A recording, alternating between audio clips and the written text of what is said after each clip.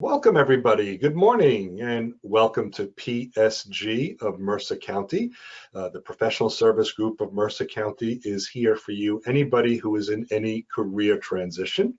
And of course, happy Aloha Friday. We always like to celebrate Aloha Friday, at least I do. And we were talking about Costa Rica, so you can have Costa Rica Friday if that's what your mood is. And also, in addition to being Aloha Friday, today, any transplanted New Yorkers around, today is National Bagel Day. And so I'm a transplanted New Yorker, and sometimes I feel like a little bit of a bagel snob. You know, there are good bagels and there are bad bagels. And so I did buy a bagel for my breakfast this morning, which was okay. It was an okay bagel. Hard to find really good bagels in New Jersey, but a couple places are not bad. So I celebrated National Bagel Day, and maybe you will be able to do so later. So welcome to our group, PSG of Mercer County. We do have a lot of resources to help all job seekers or anybody in transition. This is not a New Jersey group only. We want to be able to help anyone regardless of region. One of the things that we do have, and I remind you each week, is our LinkedIn group. We have over 1,600 members in our LinkedIn group. So if you're not yet a member of our LinkedIn group, please search for it in the group search at LinkedIn, and put in for the search PSG of Mercer County and press the join button. And what I will do is I will look through our attendance, either attendance in the meeting, actually go to meeting reports, the names of people who have attended, so I check there, and our email database. I only accept people into our LinkedIn group who have been to one of our meetings, either in person or online, because we're trying to keep people out that just want to collect names, but we want to keep people in that really can benefit from and help other job seekers. So if I do see that you have requested and I don't know you, I may send you a quick LinkedIn email just asking you to remind me which meeting you attended.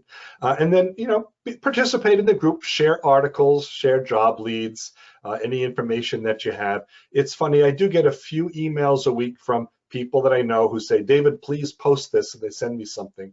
And I immediately turn around and say, I recommend you post it yourself. You know, you should get the activity in LinkedIn. LinkedIn likes when their members are active. It does help your visibility as well.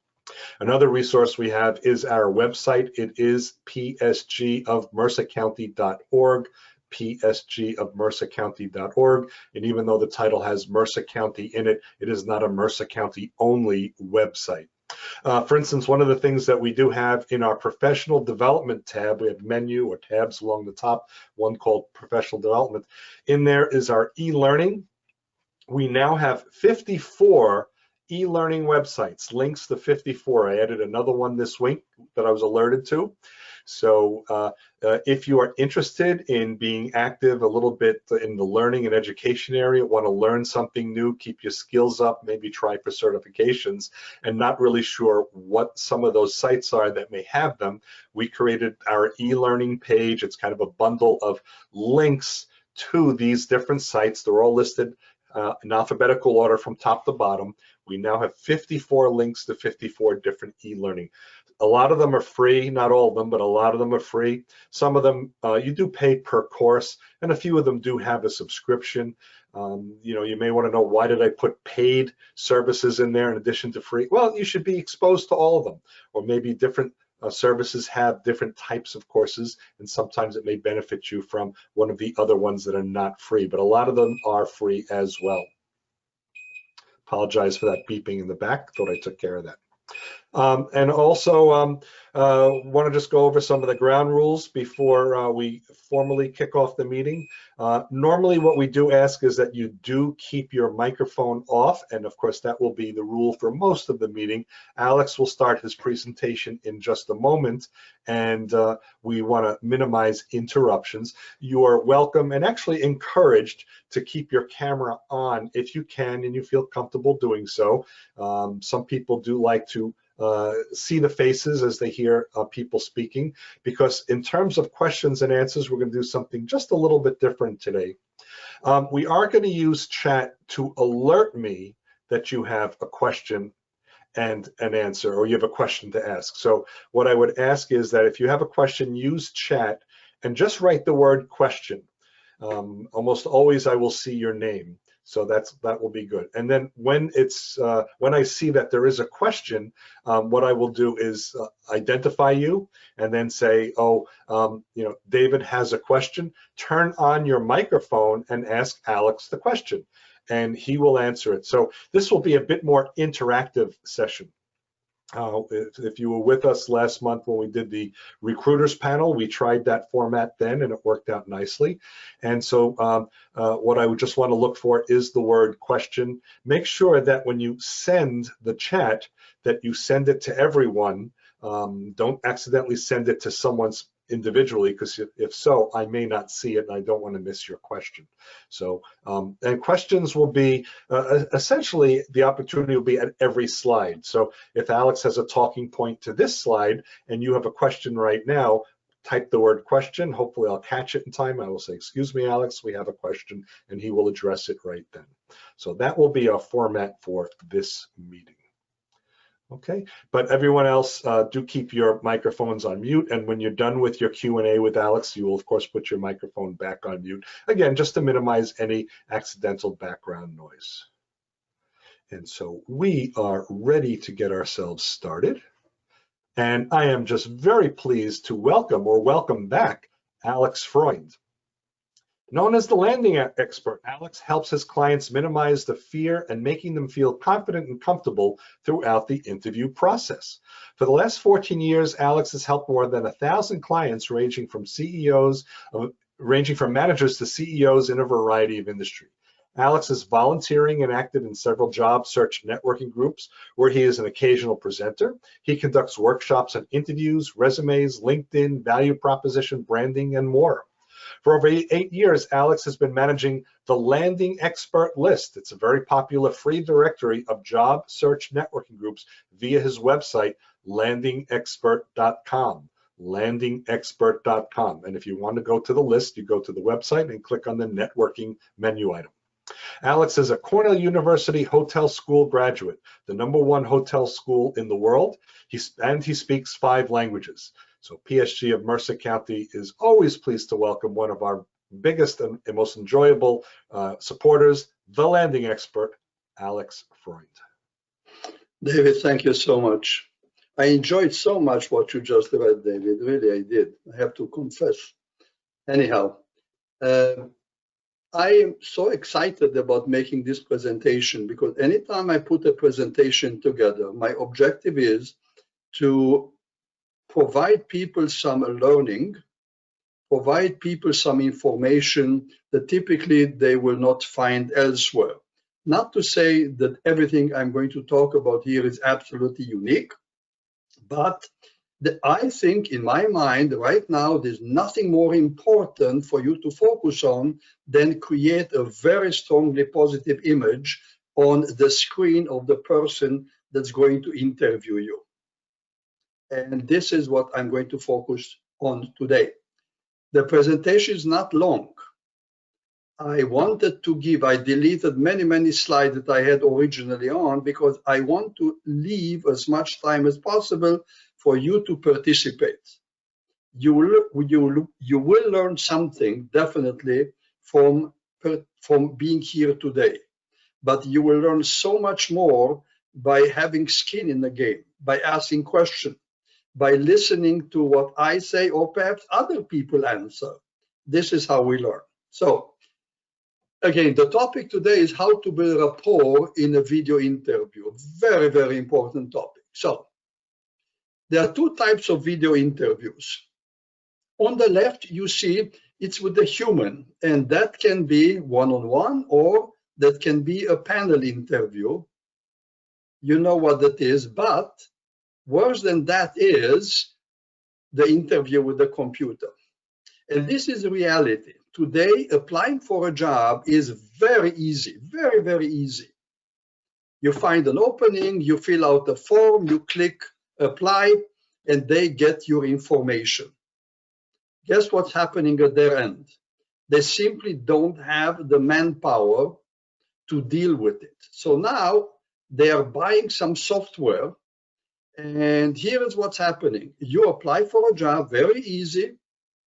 there is no person at the other end to look at it. Please don't think there is somebody, when you click apply, somebody at the other end receives it and opens it. They don't open it. It goes into a database. And automatically, once you apply, automatically you get a response from them, something like, thank you so much for applying. Here is our procedure.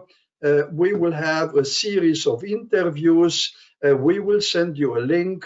This link will be for you to interview initially, very briefly, with the computer. We will evaluate and we will reply. And once that happens, this is what you get. You get something like on the right side. And this is how it looks like. Now, take a good look at this. We are now on the page 6 of them collecting such interviews. People interview, they send click, it's collected at their end, and the team is going to start reviewing these very short interviews. These are probably 5 to 10 questions, let's say a minute and a half or 2 minutes each, and it is just collected on their screen. Then the team is going to review those that they like. They make a decision, they will listen to it, and they will give 1, 2, 3, 4, or 5 stars. At the end, it's likely they will go through all of them that have a high ranking, and then they will decide which one they really want to review further. And by the way, this process is identical to what recruiters are doing. Recruiters are not reviewing every resume someone or everybody sending them. And this is what the companies do. So they will select a few, and then if they like what they see, they will rate you here, and then probably they will invite 3, 4, 5, 6, 7, those that they consider worthy of further pursuing. So this is really the picture. I wanted you to have a kind of a picture of what is happening in an interview. There is only one opening and several people compete for that opening. So I want to ask you a question. As a candidate, which one of the following is the most important in an interview? I gave you 7 options here. What is what you need to do in an interview? Do you have to charm them? Do you have to inspire them? Sway, perhaps impress, pressure them, convince them, sell them? I want some input from you. What do you think? Which is the most important in an interview?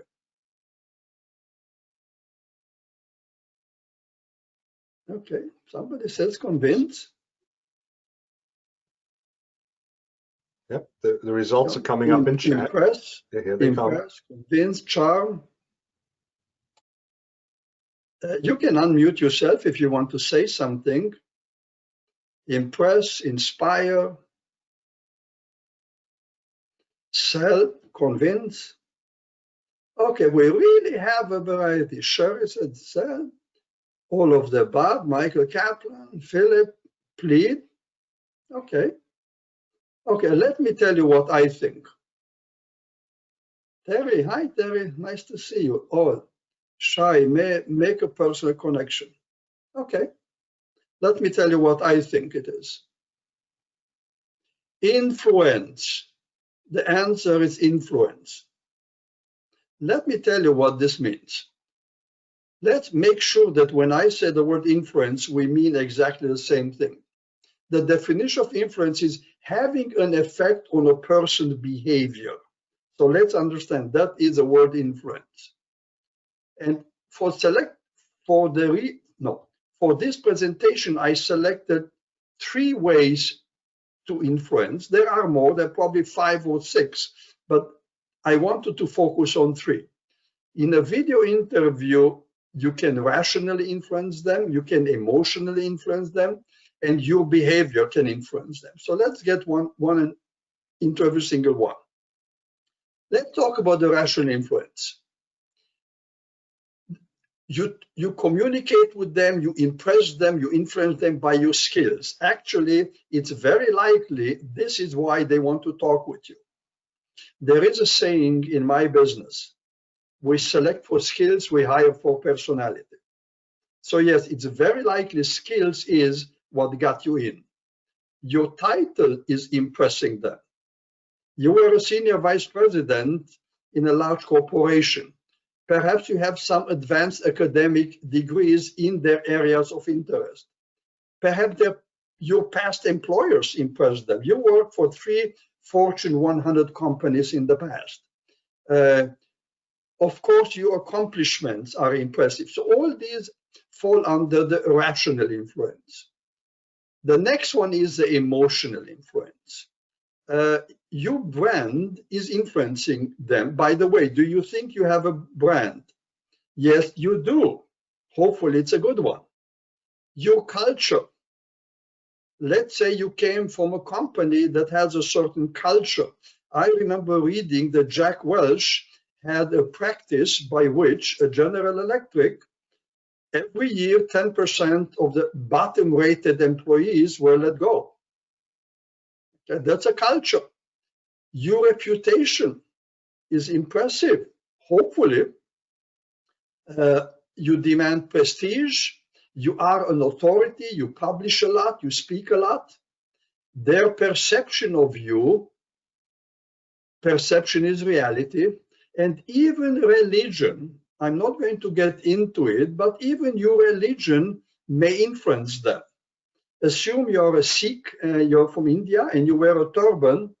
You don't need to explain to them what is your religion. And that can impress them, hopefully, very favorably. And the last one is behavioral influence.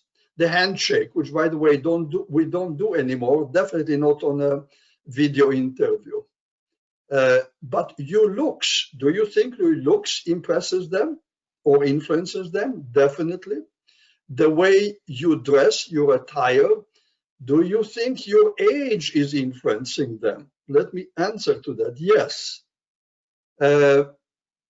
Your communication style, your approach, your cover letter, your thank you letter, everything, your resume, your LinkedIn profile, also your body language very, very much influences them. I have several slides later on talking specifics about body language. But these are the 3 behaviors that are a part of the decision-making process. So let me ask you guys a question. Which of the 3 influencers is the most prevalent? Yeah, put it in the chat or unmute yourself. Which one of the 3? Logical, rational, which one? Emotional? I don't see anybody answering. Huh? Emotional, I would say. Okay. Okay. David said emotional. Okay. We'll see in a minute what I think. Okay, rational. Okay, just write in what you think. Behavioral, logical.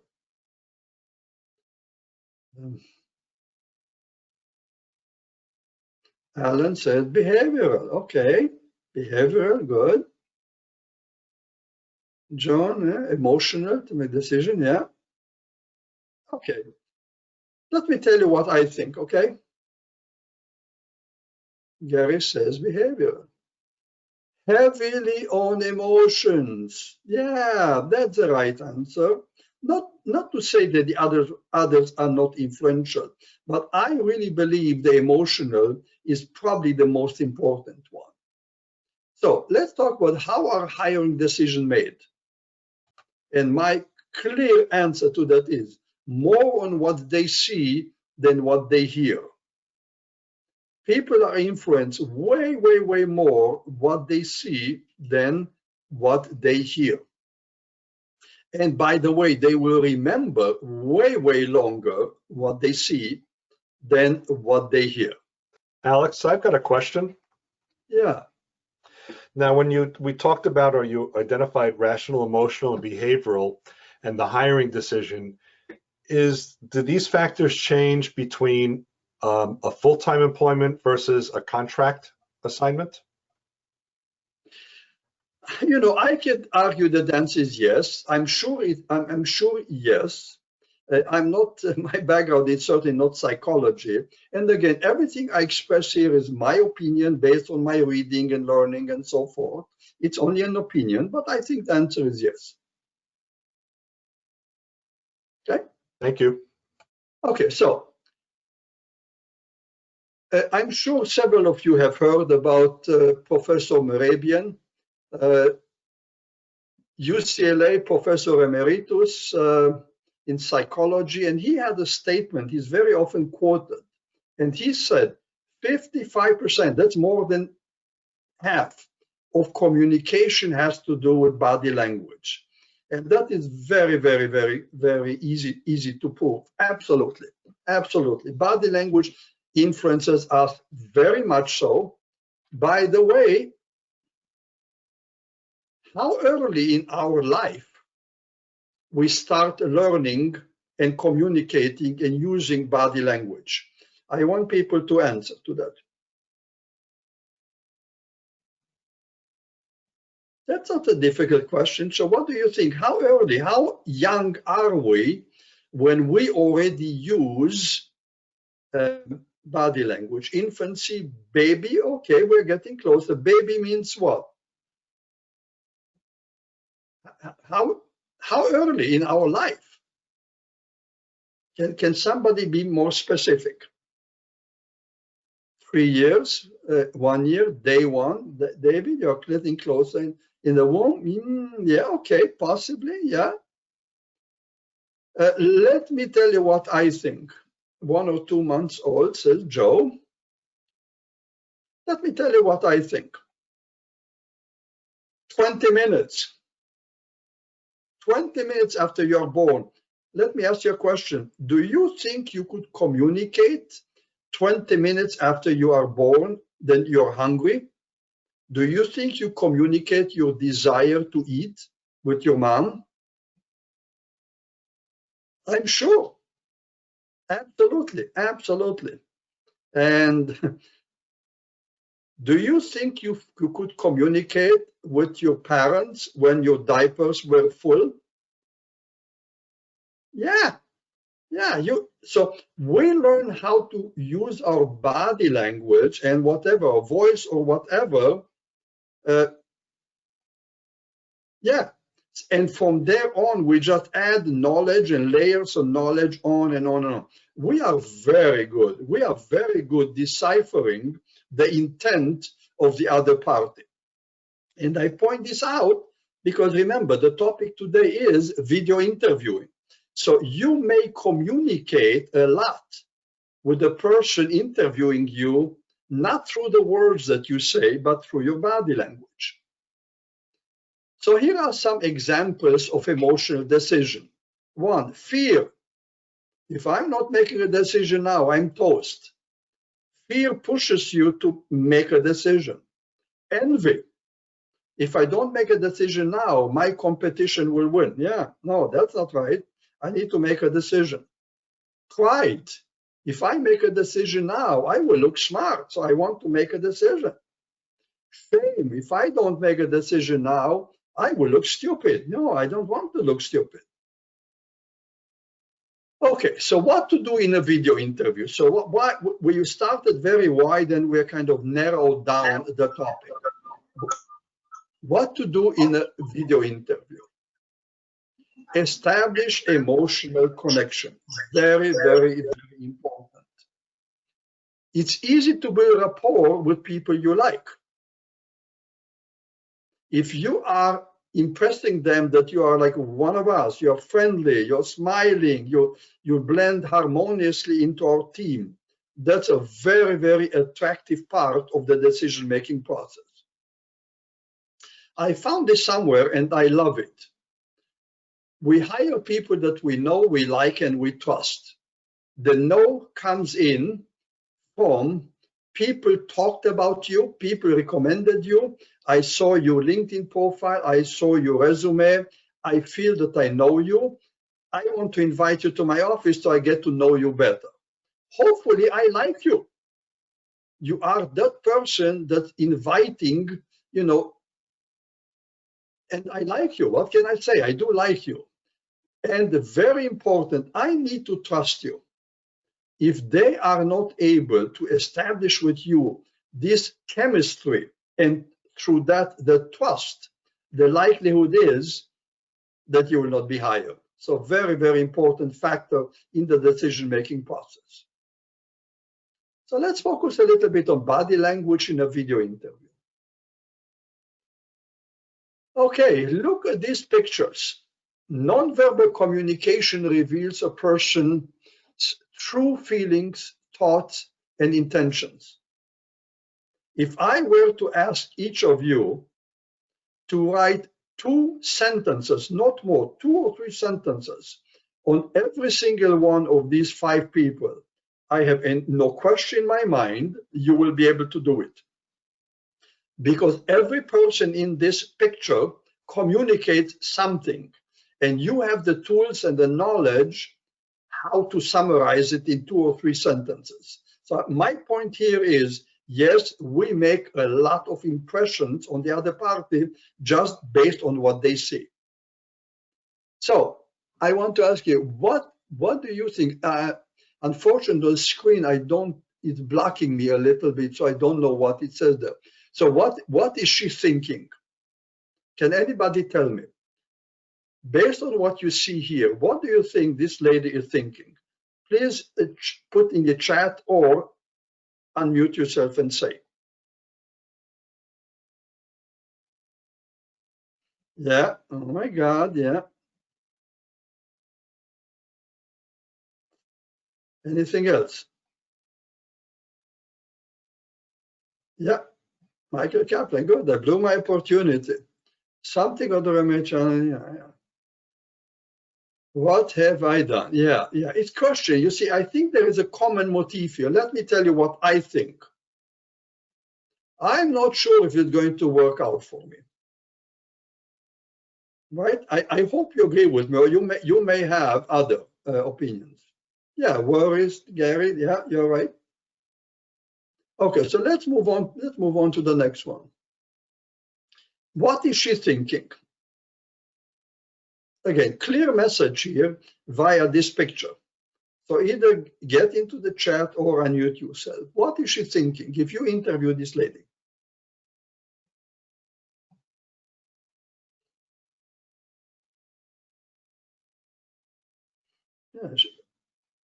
Yeah. Serious and possibly worrying. Yeah, that's Maureen. Michael, Effie, I hope they like me. I'm starting to get ready. Yeah. Her expression is communicating something clearly. This is what I say. Oh no, I'm not good enough for this job. It's clearly the body language is not something very positive. Yeah, unsure of herself, absolutely. Yeah, okay, so let's take one more example. What is she communicating? I mean, look at her facial expression. What is she communicating here?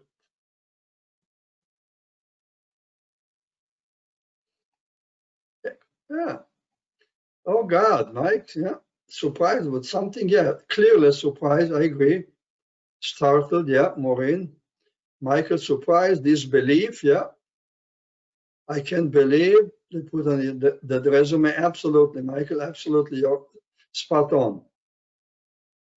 Surprise, maybe good or bad, true. Okay, so let me tell you what I think. This is shocking. That's my opinion. Look at the facial expression. Very, very clear. It's a question. She has a question and she doesn't have an answer. So again, my point is here, we can communicate and we are communicating it when you are communicating so much during the interview, just with the very slight facial expressions. What is this lady saying? I think this is the last example. Okay, any input? Enthusiasm. Yeah, Yeah, confidence, we're on track, right? That's Maureen, yeah. Anybody else? Enjoying the conversation, yeah. Could be, yeah. Alan, at ease, get eye contact, confidence, is approachable, yeah. Engaged, happy to get closer to getting an offer, yes. Okay, let me tell you my interpretation, not that I am better than you. I just told them the truth. Would you agree with me that, you know, if you say, well, I just told them the truth, something like that. This is something that I would do. Okay, so let's move on. Now, I want to spend a minute or two on this slide only. Where is your focus when interviewing? I want to hear from you, and then I'll tell you my opinion.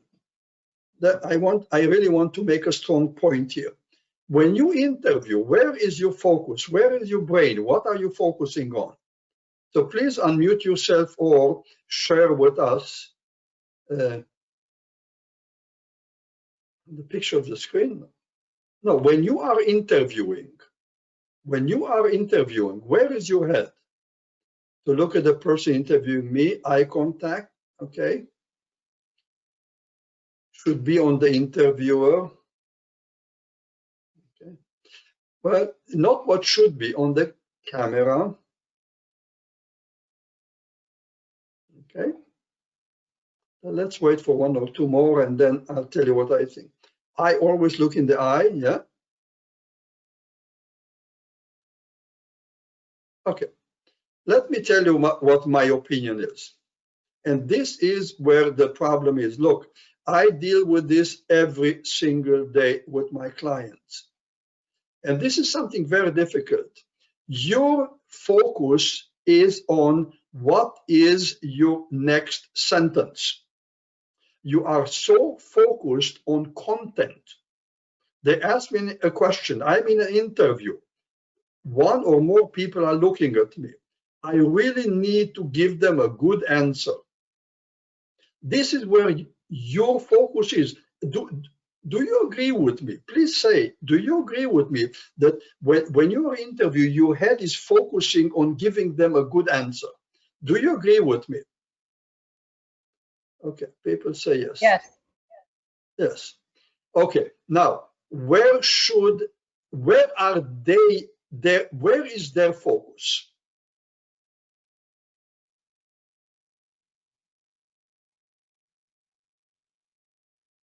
On you, be more specific. Yes, on your body language. Yes, exactly. Thank you. That's my point. You are focusing on how should I give a good answer. They are not focusing on that. They are focusing on what they see. They are focusing on your body language, and they are trying to interpret that. Now, here is where interview mastery comes in.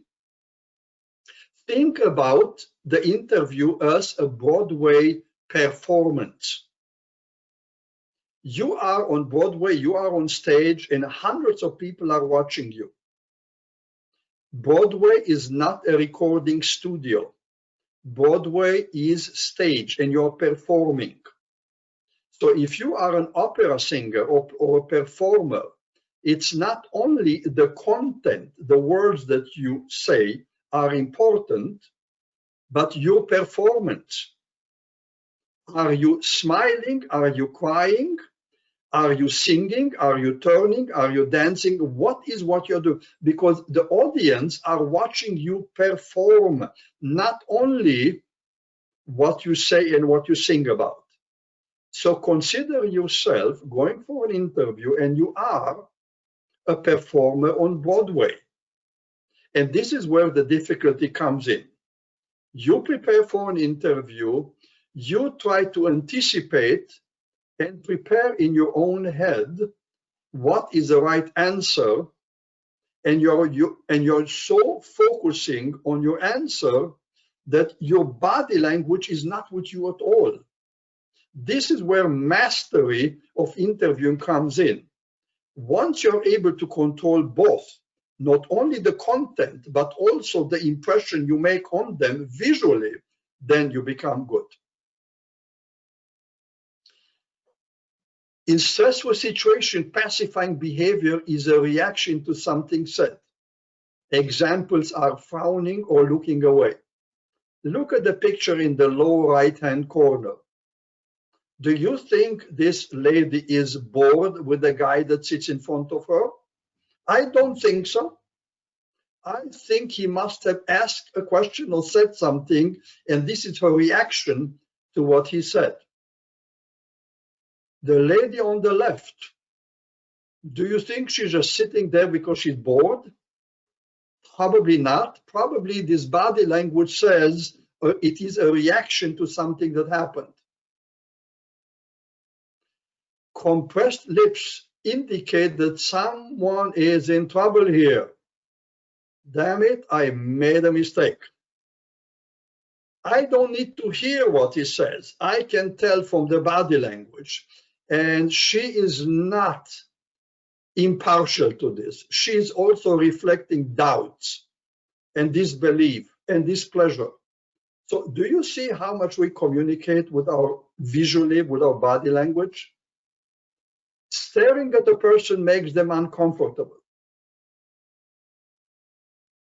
Sign of insecurity and nervousness. We know how to interpret that clearly. Now, I want to ask people what they think here. What is the meaning here? You know, some body language behavior or whatever we show may be interpreted differently by different people and different culture. I don't want to discriminate here, but I have the feeling that men react to this differently than women.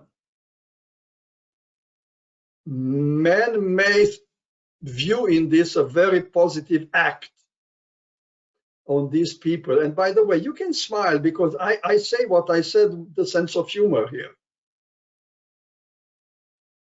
Okay, so what do you think? Please answer. What do you think is expressed here? Okay, oh no, different opinion. Okay.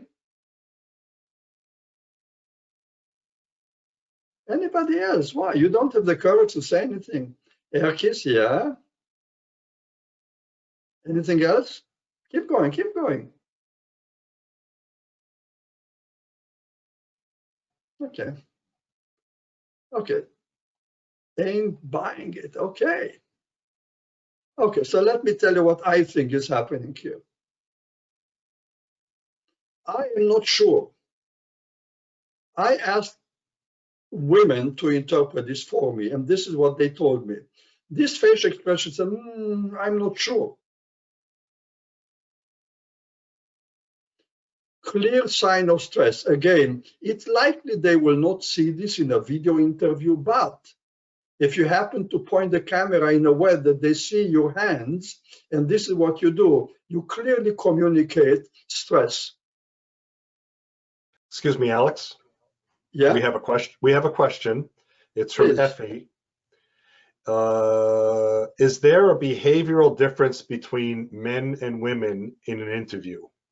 And Effie, if you want to expand on it, you can unmute. So is there a behavioral difference between men and women in an interview?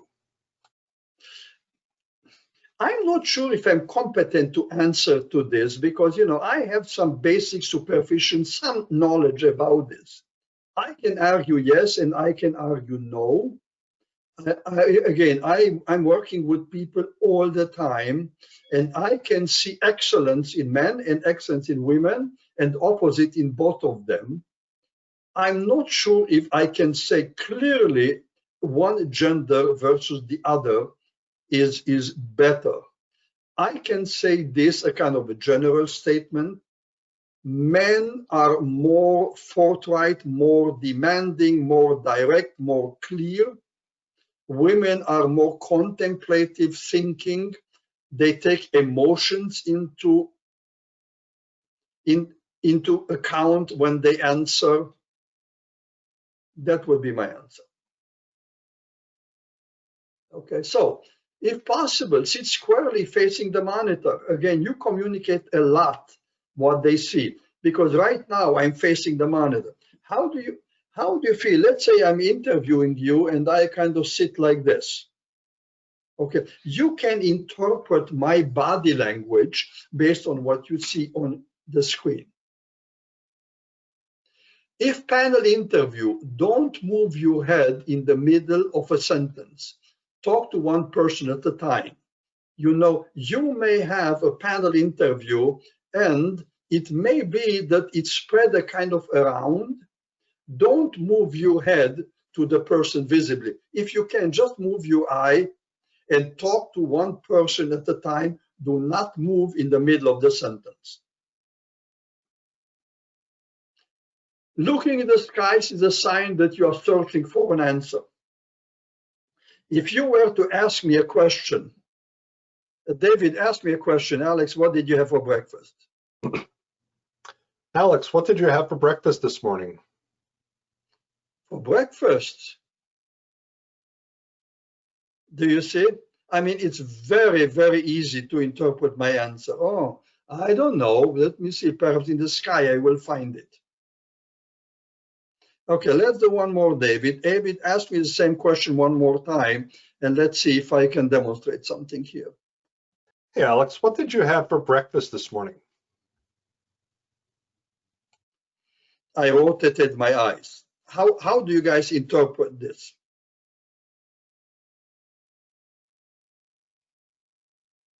Anybody? Why is it so quiet? Yeah, it was a silly question. Yeah, what a stupid question. You know, why is he asking me this? Okay, David, ask me one more last time with the same question. I expect you to answer it this time, Alex. Alex, what did you have for breakfast this morning? This morning, you know, this is called shifty eye. I move my eye to left and right. How do you interpret my behavior or what you see on your screen?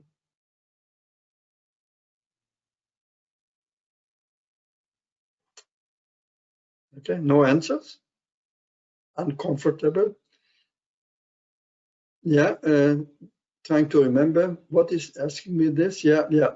Also, you know what else is hidden here? Perhaps deceit. I'm not going to tell you the truth. I don't want to tell you. I ate a lot of bacon, David, this morning. I don't want to tell you the truth. So I'm a kind of, you know, shifting my eyes. So these are some behaviors that many people do, and the other party knows very well how to interpret. So all I'm telling you, watch your body language, because you communicate way more in an interview, a video interview, than the words that you say. Okay, I stop here and then I have a few more questions and we are done. Any general questions based on what we talked so far? So you're welcome to unmute and just introduce yourself, or you could leave it in the chat and we'll address it that way. Hi, this is Alex, Catherine. very much. Luis, I hear that you talked, but I didn't get what you said because somebody else was. Okay, say it one more time, please. Alex, I'm sorry, Kat. Should you always be looking directly at your camera, though, when you are interviewing virtually? I get this question all the time. I'm telling you, unless you are a professional national television anchor person, you will not be able to. You see, right now I'm looking at the camera. It's impossible for me to keep looking at the camera. I need to look at people. I need to look at you guys on my screen. And this is close enough to the camera. By the way, when you see right now, I'm looking at you, Luis. Does it seem to you that I'm looking at you or I'm looking in a different area?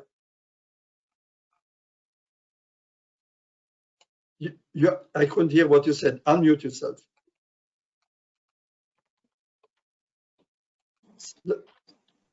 Okay.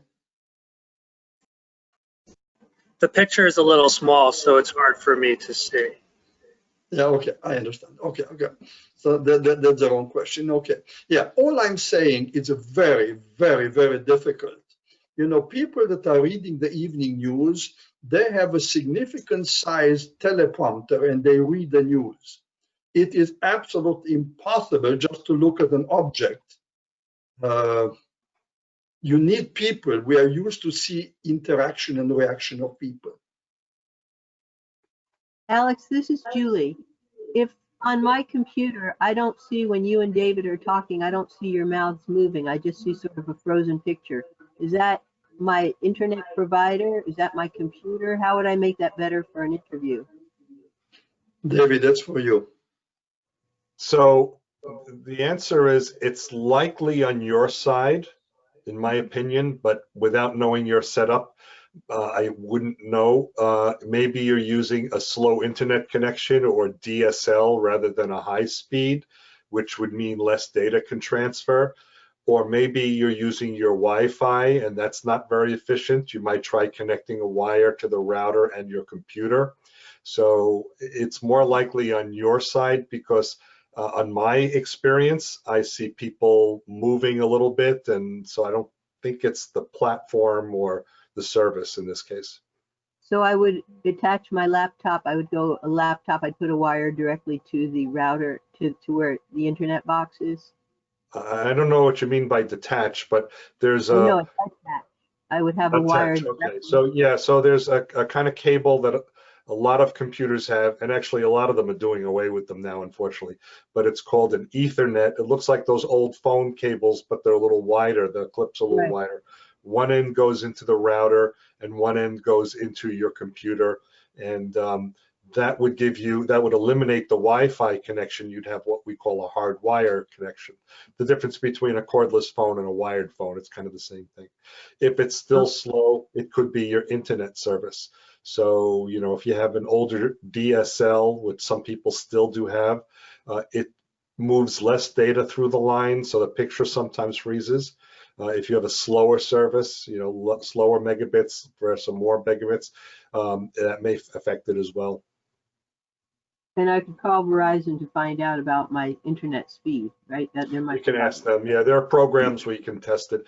You know, Julie, let's see the talk offline about this, or you know, contact Verizon or your provider, so we can really focus a bit more on the topic at hand. Okay, sure. But yeah, I think I've given you. I hope I've given you enough at least to move forward with getting some improvements. Oh yes, you have. Thank you. Yeah, and check chat in a moment. What I'm going to do, I'm going to look for a speed test website where you basically put it in. It will also tell you how fast. So I'll put that in a moment in the chat. Thank you. I got a question. Hi, Alex, can you hear me? This is Amit Gray. Yes, Amit. Yes, Amit. So the question is slightly different. I'm dealing with an interviewer who invites me on Zoom, but doesn't get on the video. So should I stay on video? If I do, I mean, how do you deal with such an interviewer? Okay, do I understand right? The interview on Zoom, but then they are not on video, but you are, correct? Right. Yeah. I mean, I got a video because I was, go ahead. Very unpleasant occurrence because you expect them to be also.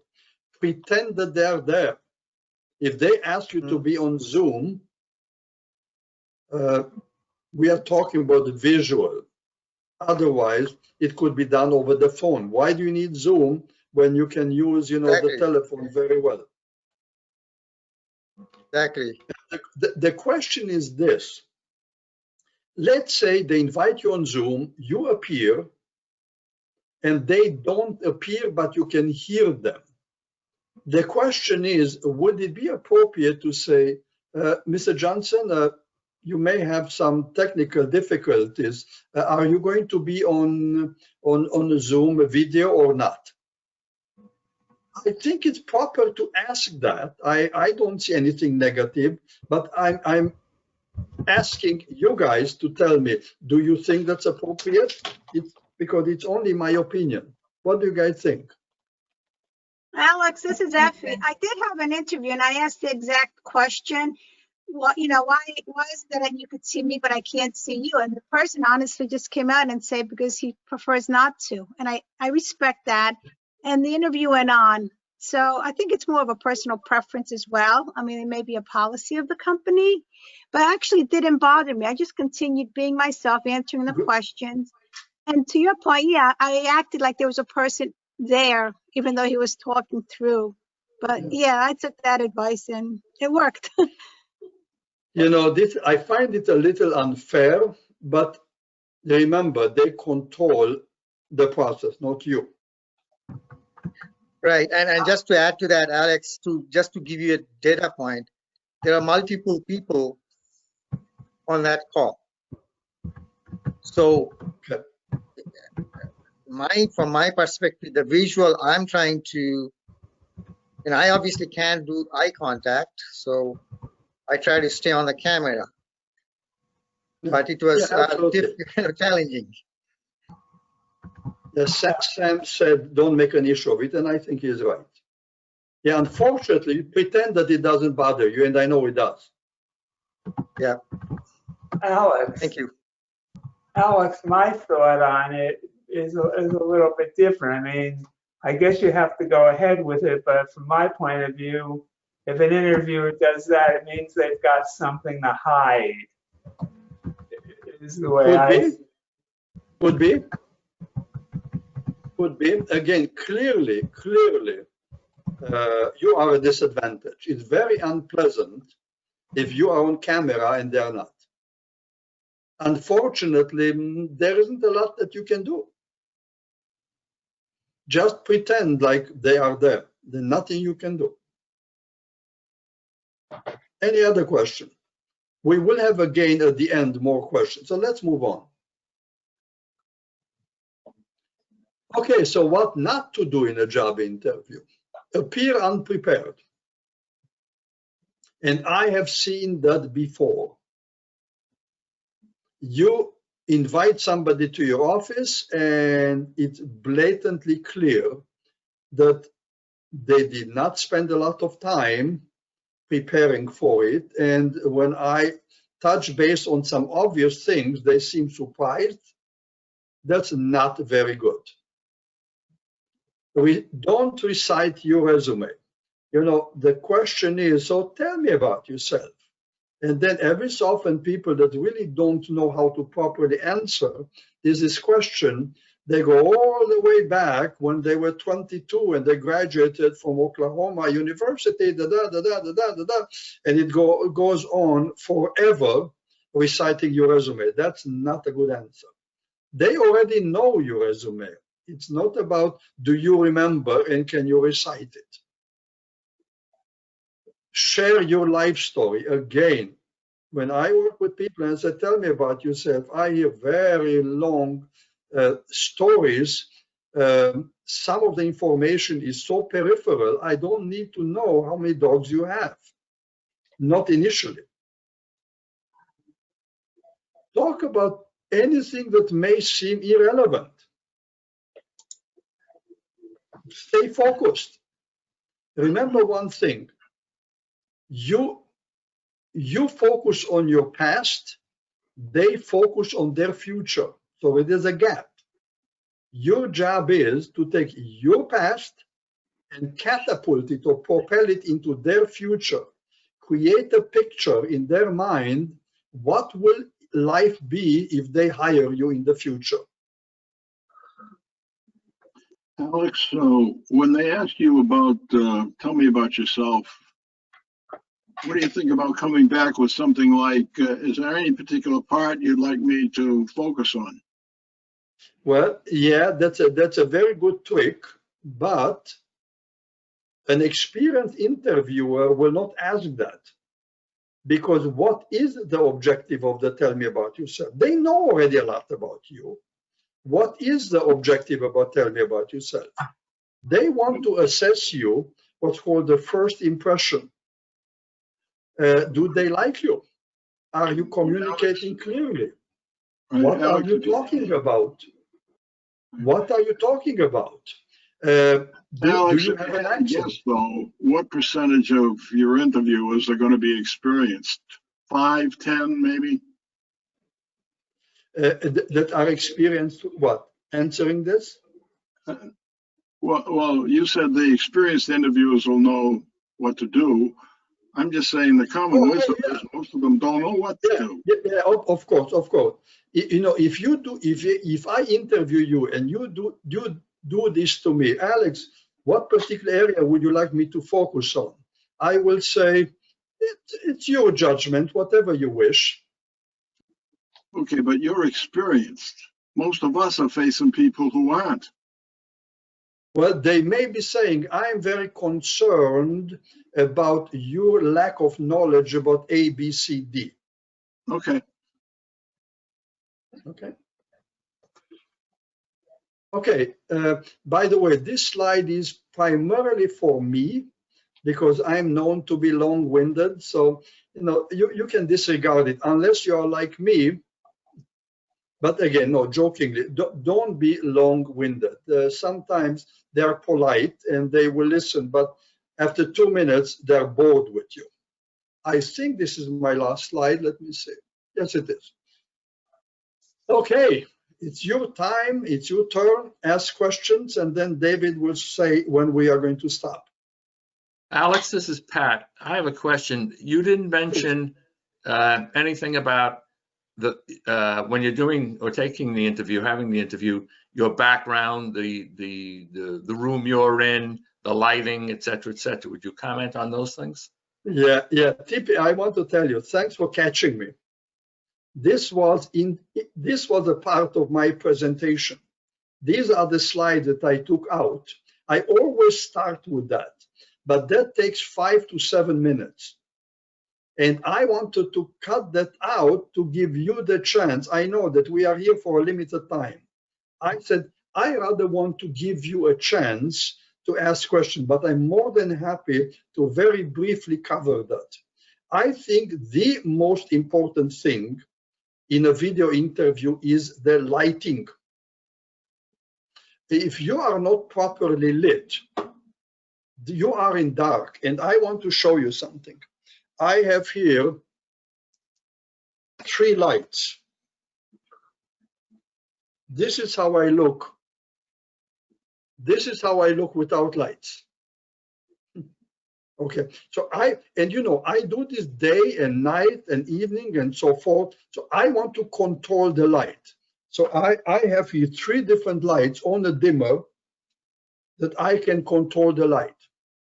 The next thing is, if you noticed, I elevated my laptop to be at my eye level. I'm going to put my finger on the camera.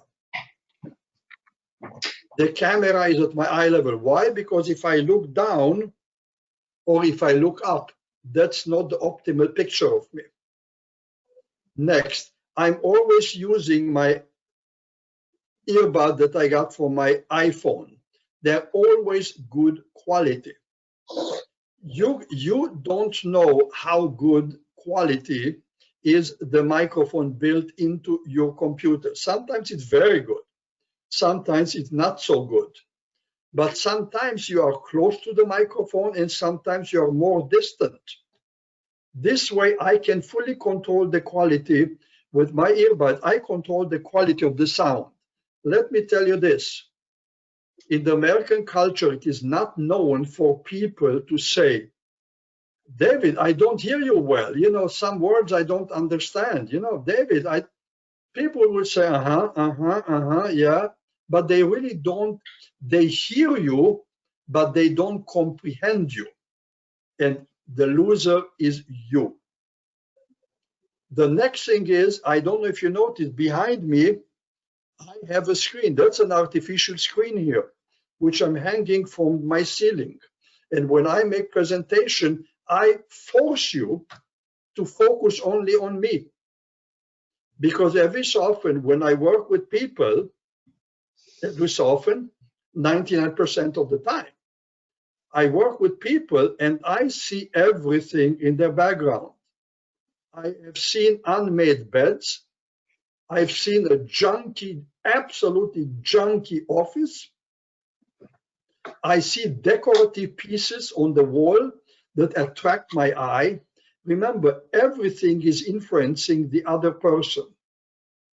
They will remember you the way they saw you, not the way you talked. Answer question number 8. I want to leave on them the impression that I want to control.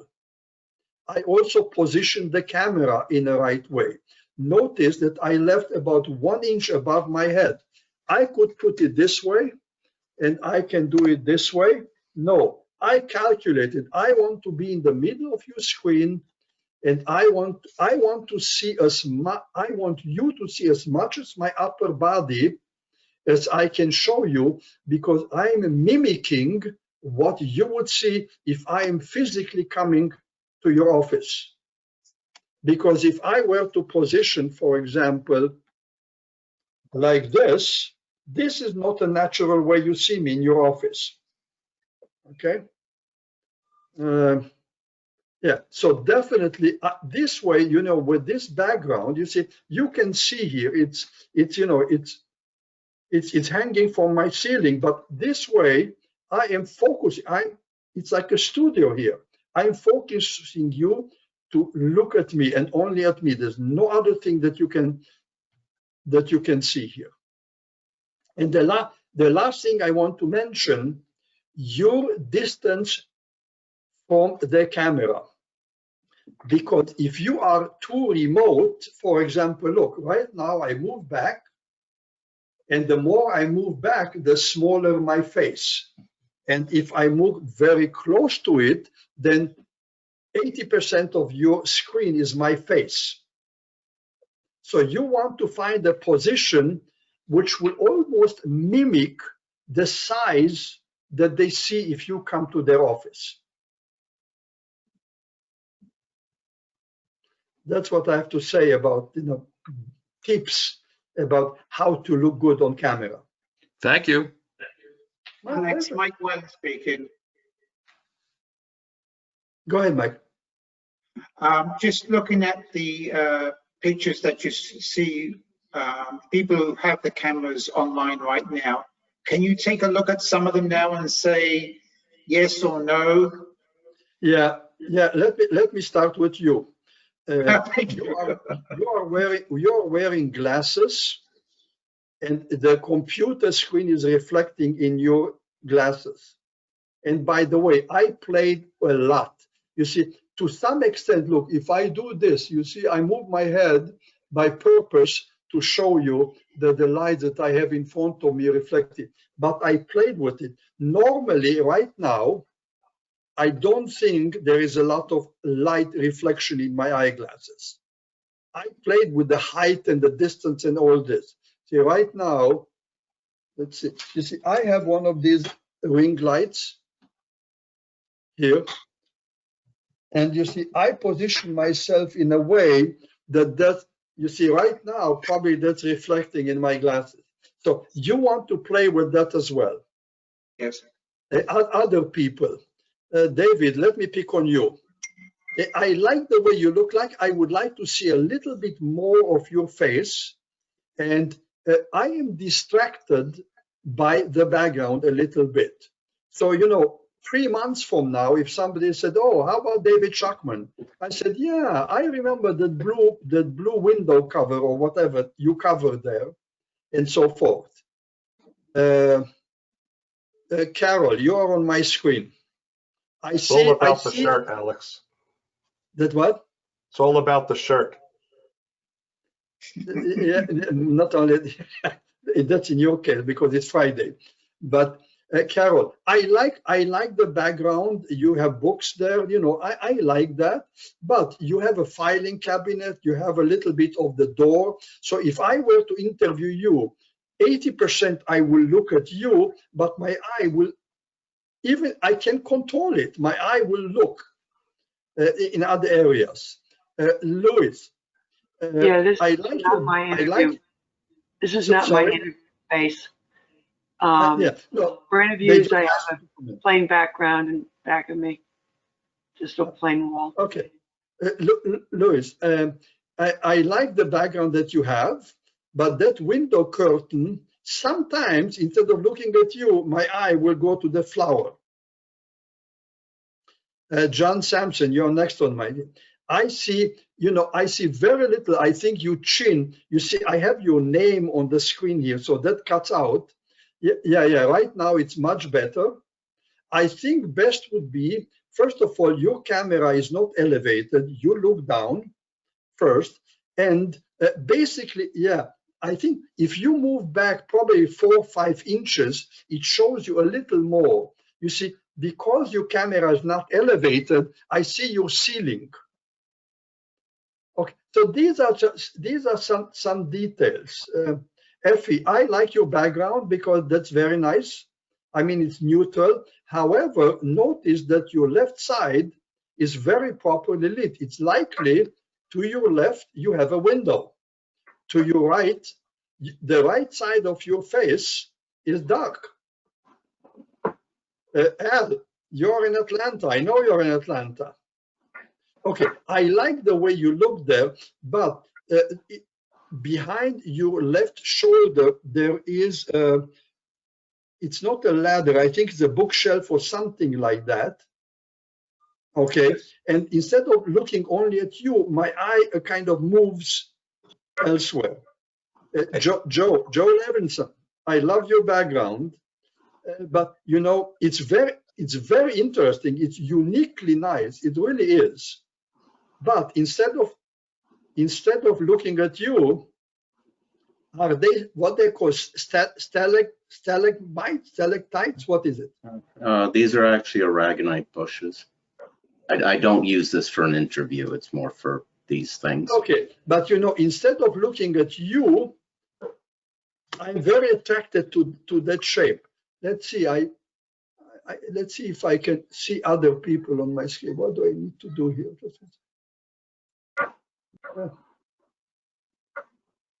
Who else? No, I think Michael Kaplan. I got to see you now. I moved it down. Again, your camera is not at eye level. I see you kind of like that. Yeah, much better, Mike. Much better. Giacomo, molto bene, molto bene. Yeah, I like it. I like it very, very much. Sam, I see only a little bit of you. You are like half of my screen there. You're a little remote. Yeah, I think it's much better now. But you also show me on your behind your left shoulder there is something on the wall, some pieces of paper and whatever. So instead of looking at you, my eye moves. I see that, Alex, and that's a very good point. Thank you. Okay, and Donald, you are the last one. I can squeeze more people in. I like your background. It basically forces me to look at you, and that's fine. I don't see more people. The screen is very restrictive. I don't see more people on my screen.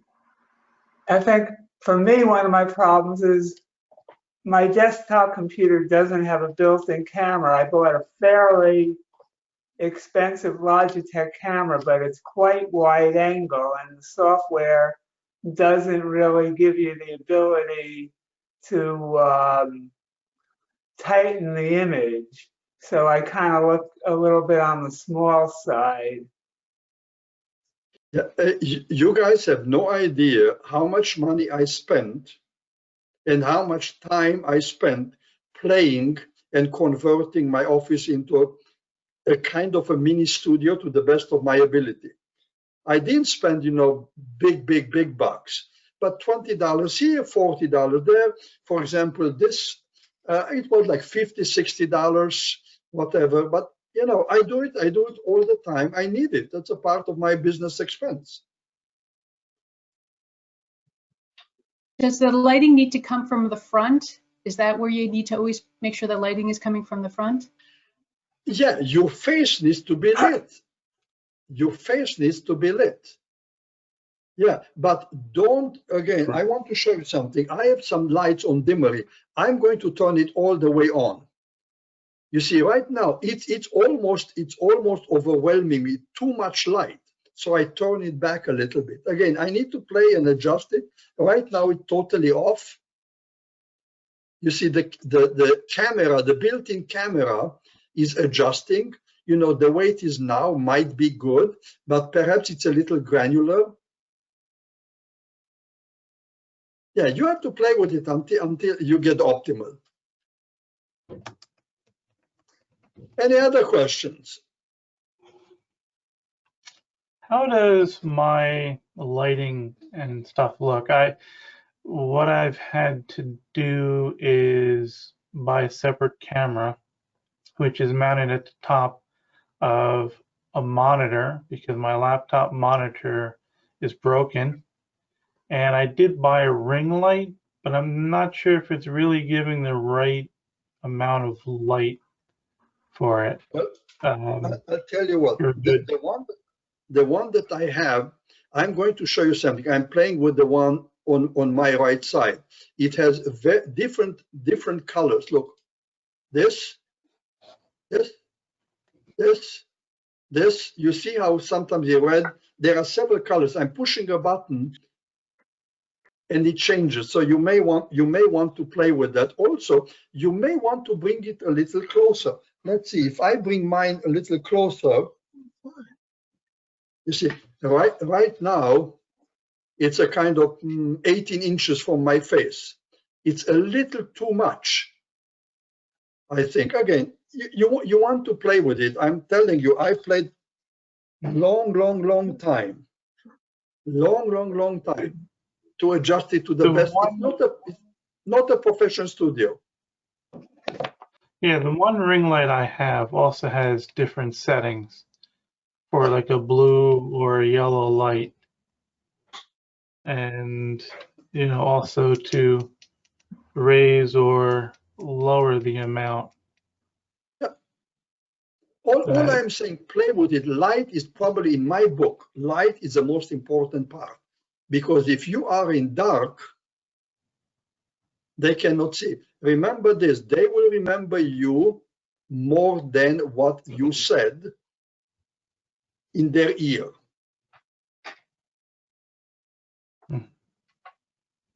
Okay. Anything else?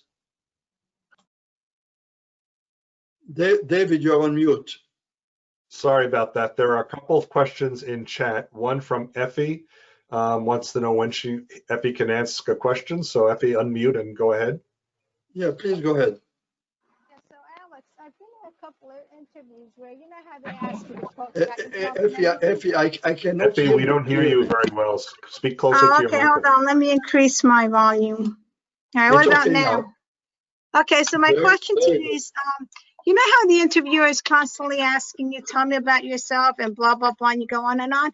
I had a scenario where I actually tested this interviewer and I ended up asking him, I like to hear more about yourself and a little bit about the company, like where you're going and all that. Do you find what are your thoughts if you usually turn the question around and even ask them that question? Because to my surprise, I actually did end up getting an answer, but I don't know what the outcome was, if that's a good practice or not, to also ask them, tell me about yourself.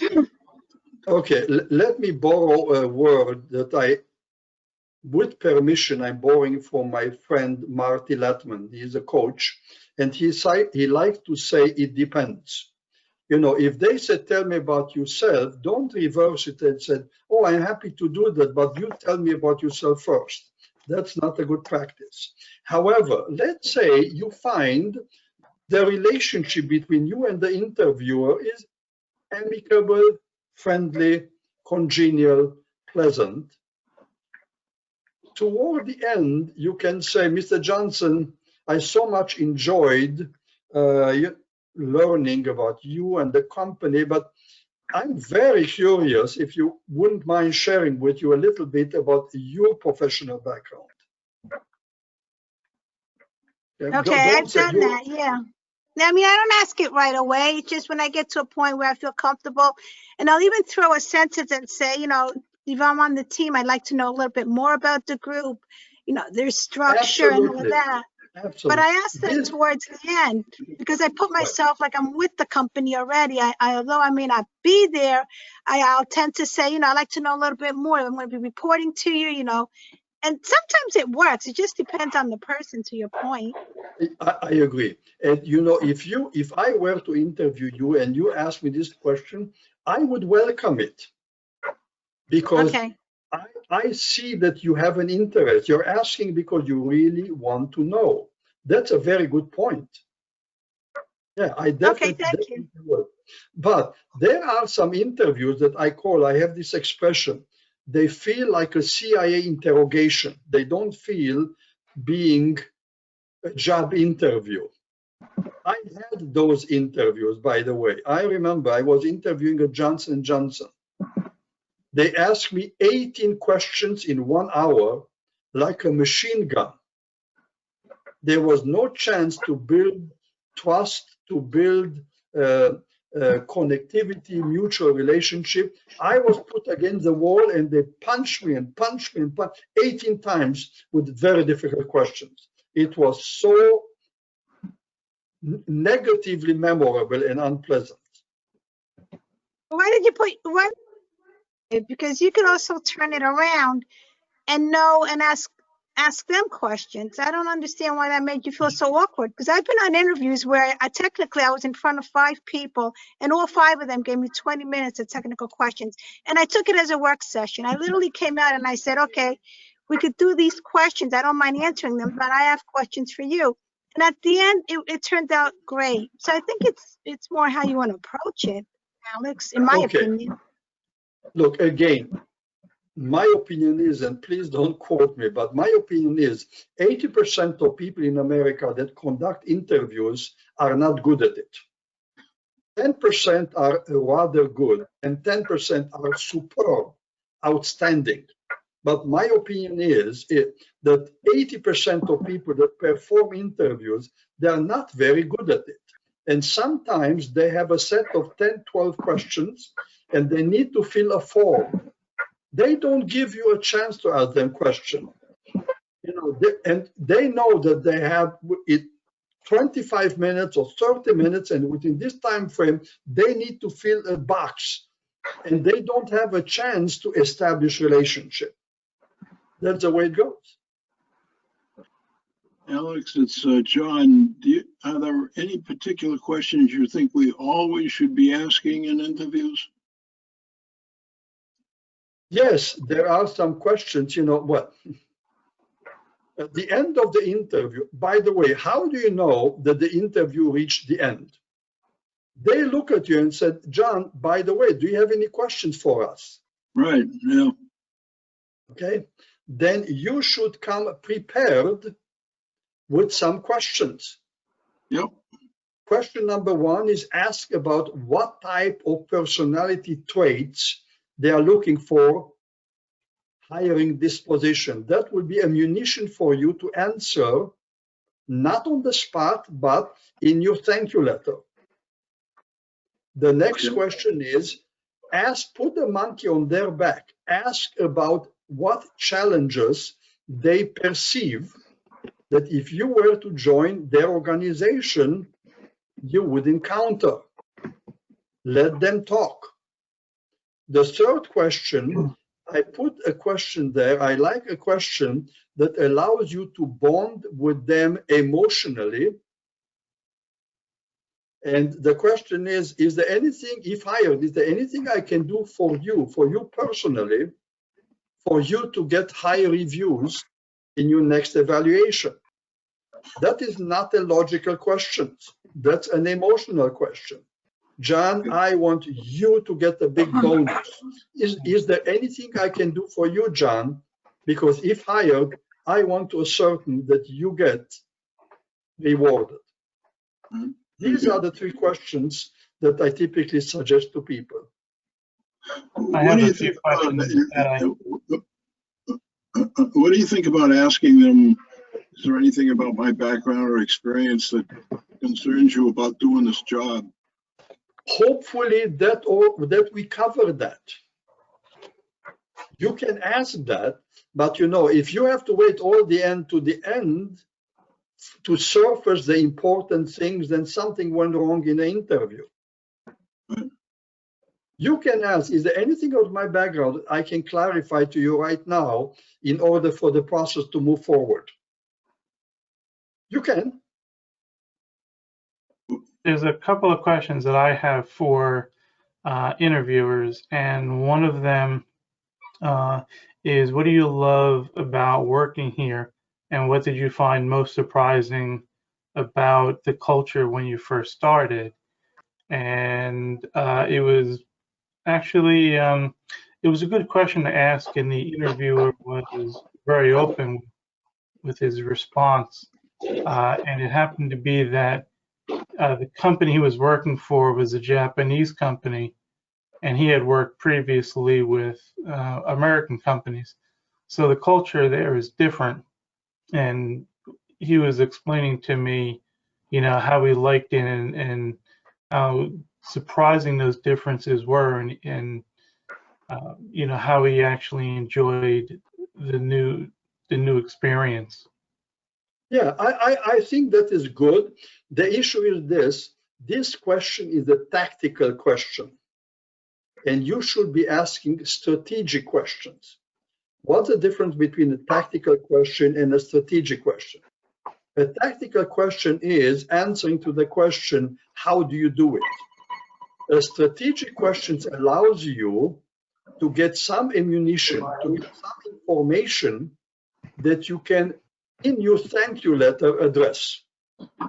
I've also asked people, my boss, the hiring manager, below them or above them, describe the hiring manager's management style. That's to get insight into what they are. And one of the subordinates hemmed and hawed and ended up saying he's a micromanager. So it gives you insight to what you're really walking into. Joe, it's a good question. I don't trust the answer.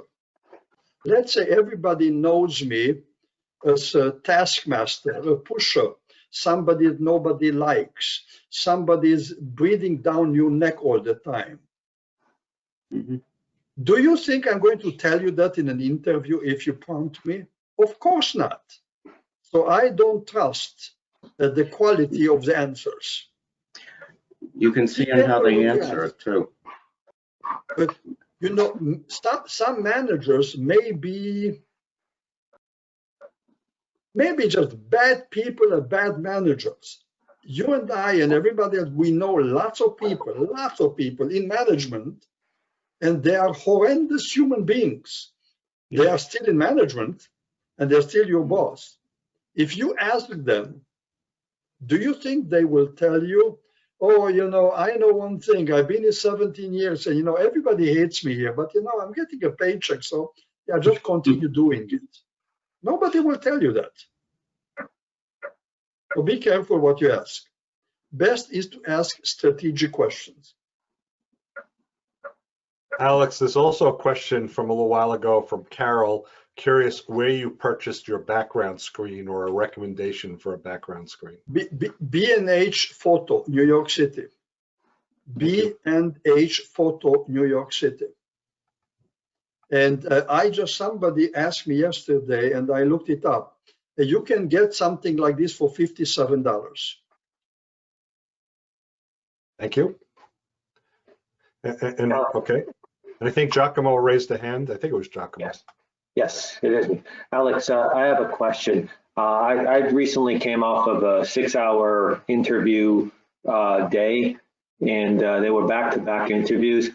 And part of these interviews, I'd say around 2 or 3 rounds, were 2 people interviewing. One was on the camera, the other one was just silent, you know, just observing. How do you interpret that, and how do you handle that in an interview? Let me tell you this. I hate it because they are like a spy. They're like a spy sitting in there. It puts a lot of pressure on you that there is someone there and they don't say one word. Now, I want to introduce you to a concept. I was many times while I was working for corporate America, I was often asked to be on a team interviewing new applicants. And let me make a confession to you. When I posed a question to the person that we interviewed at that time, my objective was not to impress that person. My objective was to impress the team members, including my boss, because I will stick with them. The interviewee will either get the job or not. If not, the likelihood is I will never see them again in my lifetime. I really don't care about them. But I try to ask questions that I want to impress my boss and my team members. Does this make sense to you? Absolutely, yes. And you know, if I sit there and I don't say anything, it's very possible my boss said, Alex, Tuesday at 11 o'clock, be in the conference room because we are interviewing a potential candidate to fill in the VP position. And let's say I don't have a good relationship with my boss. Well, he asked me to be there. Well, I will show up, but I will not say one word. Well, Alex, I'd like to thank you. Let's wrap up the formal portion of the meeting. And in just a few minutes, what I will do is turn off the recording. We'll keep the meeting open for anyone that will stick around or able to. It'll just be open networking. If Alex has a few minutes to stick around, we could still ask other questions of him.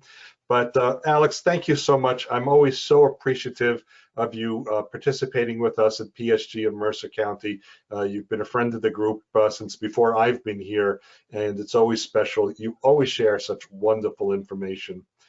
Thank you. Also, it came out earlier, and I know you said you removed a few slides about video etiquette, and I understand why. We talked about it yesterday. I did put a link in the chat for a YouTube video on video etiquette. It is one that I did for another group. It's about 10 or 11 minutes. It's not a long video. You are welcome to go watch that. It talks about the things that the things that Alex was talking about earlier with a couple of slides. So if you want to go watch that, and I'll put that in with the documentation for this meeting as well in our meeting presentation documents. Now, Alex is not able to share his slide deck with us so that I can post it. I believe you can contact him directly for some of the information, but he is not able to share his slides in a public forum like our program. But we will be putting the video in our website, on the PSG of Mercer County website, meeting presentation documents. It's a link on the right side. There'll be a link to the video. It has this contact. I'll put Alex's contact information there as well, so that you can contact him if you don't know how otherwise to. The link for the video interview etiquette will be there as well. So once again, thank you. Let me let you know what's coming up over the next couple of weeks here at PSG of Mercer County. Next week, January 22nd, Lisa Manioki will be here. Presence intelligence. Always a hot topic. It actually comes across in perfect timing with our video interviewing discussion today, because it's kind of how you project yourself, either in person or your social presence, or maybe your video presence. So wonderful presentation. Presence intelligence will be next week, January 22nd. And January 29th, Yolanda M. Owens will be here. And one thing that's nice with this video format, we all kind of think it stinks to have to be locked in our home, but one thing kind of nice, Yolanda is from the Washington, D.C. area. She's a career coach from the Washington, D.C. area. Made a connection with her. So glad that she could be here, because she might not otherwise be able to be in Princeton if we were meeting in person. And she'll be talking about beating the bots, how to get your application past the system. And I know that'll be a very important topic for many of us. Other groups that are meeting tomorrow morning, if you're interested, the Career Support Group will be meeting at 8:30 in the morning. Abby Kohut will be presenting the 47 absolutely uncommon ways to find a job. So that's tomorrow morning, 8:30, careersupportgroup.org. careersupportgroup.org has the connection info for tomorrow morning's virtual meeting. The New Jersey Job Seekers meets virtually each Tuesday evening. I did again just a few minutes ago put the connection info for the upcoming meeting. It's actually the same link that they always use. So it's New Jersey Job Seekers Tuesday evenings at 7:30. And I know typically PSG of Central New Jersey meets on Mondays. I would think this week they're going to be meeting on Tuesday because of the Martin Luther King holiday on Monday. But you can check their website, psgcnj.biz, psgcnj.biz. And I believe PSG of Morris County is not meeting on this Wednesday. This is a half a week from now, but you can check with them also, psgmc.org. They normally meet on Wednesdays at 9:30, psgmc.org. And if John is on the call still, he'll be able to provide us some additional information. David, they voted on Wednesday to not meet next Wednesday because of the inauguration. Correct. Yeah. Oh, okay. Yep. I got it, right? So not to interfere with the inauguration. So there will be a gap. PSG of Morris County meets weekly on Wednesdays, but because of the inauguration. So very patriotic, certainly. So once again, thank you, Alex Freund. Thank you, everybody, for participating who is still here. We hope that you are continuing to do well and safe while we're getting through hopefully the final weeks and months of the pandemic. But in the meantime, we are going to continue to run virtually for the time being, as other groups are. So if we don't see you sooner, we will look to see you virtually, hopefully next Friday. So until then, I'll simply say bye, everybody.